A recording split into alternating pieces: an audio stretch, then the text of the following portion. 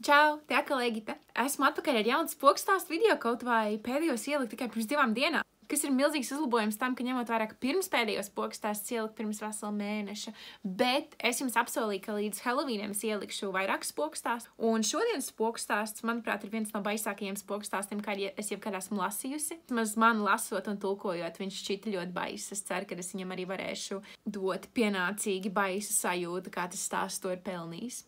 Arī šo stāstu es atradu Redditā, kurā cilvēki raksta savus personīgos un tiešām piedzīvotos spoku stāstus, vai vismaz viņi tā apgalvo. Un šodienas stāstu raksta puisis, tā kā no sava skatu punkta. Tādēļ bez liekas vilcināšanās sāksim. Sveiki, draugi! Šī ir pirmā reize, kad lieku rakstu, un iemesls tam ir tāds, ka visi cilvēki, kam es šo stāstu, saka, ka tas ir pats baisākais, ko viņi jebkad ir dzirdējuši. Tādēļ izdomāju padalīties arī ar jums. Sākumā gan piemitināšu, ka es kādreiz biju vislielākais skeptiķis un neticēju spokiem, bet tagad es tiešām ticu. Tāpēc izbaudiet. Kad man bija vien 14 gadu, es un mans draugs, sauksim viņu par Tomu, izdomājām palikt pa nakti pie viena cita mana drauga. Stāsta nolūkiem sauksim viņu par Džošu. Džoša ģimene nesen bija ievākusies jaunā mājā. Un jau no sākta gala šī māja uzdzina šērmuļus ikvienam, kas to ieraudzīja.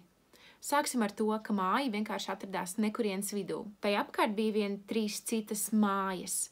Tātad viena no šīm mājām, protams, piederēja Džoša ģimenei, otra piederēja it kā baltajām raganām, un trešā māja, ja to tā var saukt, bija vien maziņš šķūnis, principā, kuram bija tikai viena istaba. Šīs 3 mājas uz visām pusēm ielienca meži, lauki un fermas. Viena baisa lieta, ka šajā šķūņveida mazajā mājiņā reiz dzīvoja kāds vīrietis, taču viņš pakārās. Un viņa līķi atrada vien pēc vairākām dienām, kad Džoša ģimenes suns bija nemitīgi stāvējis pie šīs mājas un rējis, un no šīs mājas sāka plūst nelāga smaka. Un otrā savādā lieta par šo māju ir tāda, ka šajā Džoša ģimenes mājā katrs cilvēks ir piedzīvojis kaut ko pārdabisku. Viņa brālis saka, ka vismaz vienu nakti, vismaz reizi nedēļā, viņa vannas istabā kāds sāk svilpot meldiņu, un duša ieslēdzas pati no sevis.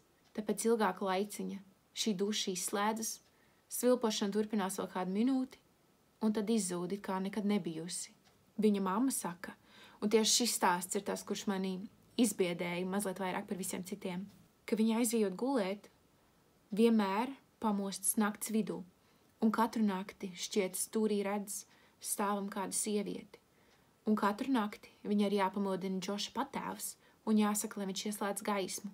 Un patēvs viņu tur, līdz māte šo sievietes siluetu vairs neredz. Arī Džoša vecmāmiņa, kur bieži vien pie viņiem paliek, liekajā guļamistabā, saka, ka gandrīz katru nakti viņa redzot pie loga savā istabā stāvam kādu sievietes siluetu, tādu kā ēnu.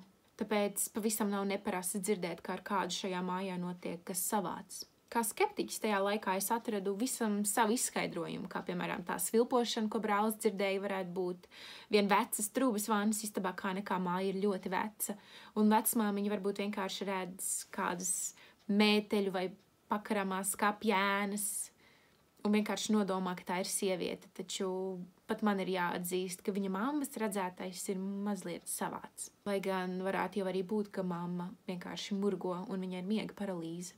Džoša istaba mājā it kā esot droša, un neviens nekad nav piedzīvojis neko pārdabisku tieši viņa istabā. Tādēļ man nekad nav bijis iebildumu palikt pie viņa pa nakti. Lai arī es saku, ka esmu skeptiķis, es domāju, ka labāk ir vienkārši būt drošībā, nekā vēlāk to nožēlot. Un trešā jokainā lieta, ja mēs runājam par šo māju, ir viņa pagrabs.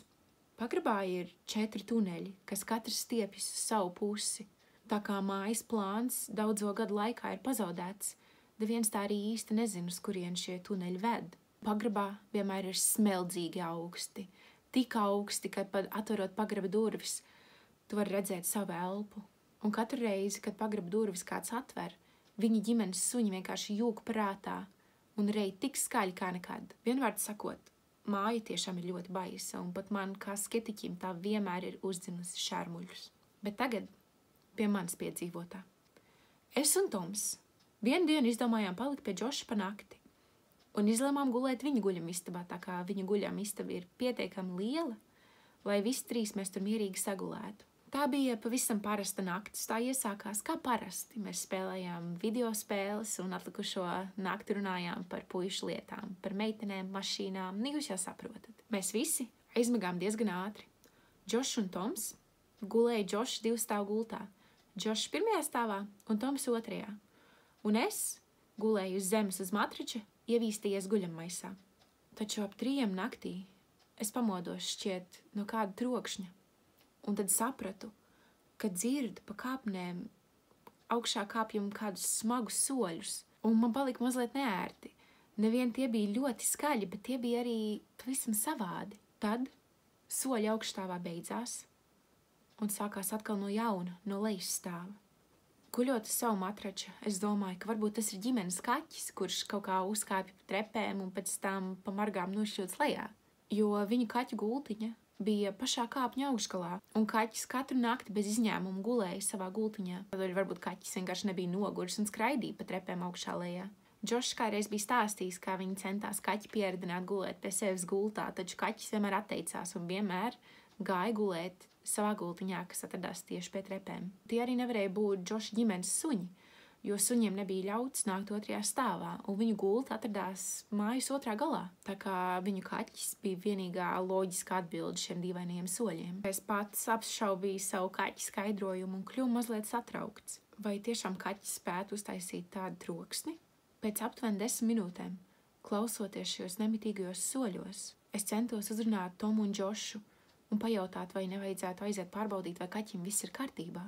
Taču neviens no viņiem neatsaucās, šķita viņi guļ ciešā miegā. Tāpēc es nodomāju, pie velna visu, es pats iešu paskatīties. Es pierausos kājās, nokāpu pie savu matrača un devos uz istabas durvīm.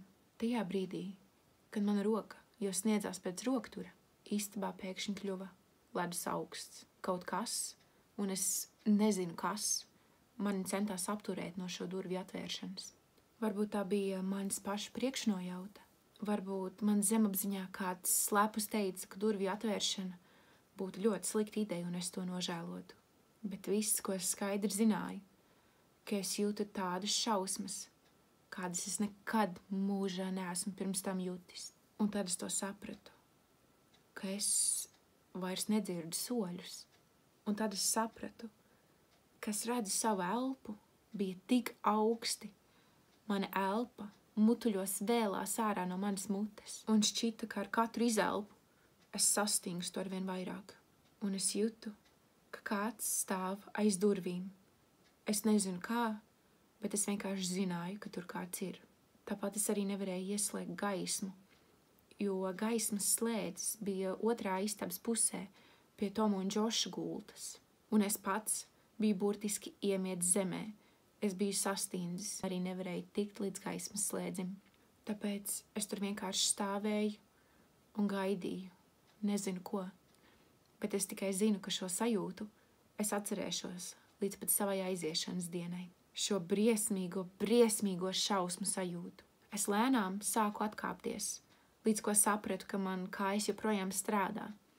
Man vienkārši šī šausmu sajūta bija pilnīgi paralizējusi. Kad es saņēmos, es atkal jūtu savas kājas. Tādēļ uz klusiem soļiem aizgāju līdz savam guļammaisam, ievīstījos tik dziļi, cik vien varēju, un nenolaidu acis no durvīm. Un tad pēc brītiņa istabas temperatūra atkal kļuva normāla. Man vairs nebija augsti, un es neredzēju savu elpu. Taču vissvarīgākais – soļi atkal atsākās. Es skatījos līdz durvīm, līdz mans prāts atslēdzās, un es aizmigu. Es no rīta pamodos, un žigli pagriezu galvu durvju virzienā, un atskārtu, ka tās ir plaši atvērtas, un no pirmā stāva veļas cepta bekona smarža, un viss šķita pavisam normāli, it kā nekas nebūtu noticis. Izgājis no istabas, es nopētīju gaiteni, durvis un trepju augšgalu, taču viss likās neskarts.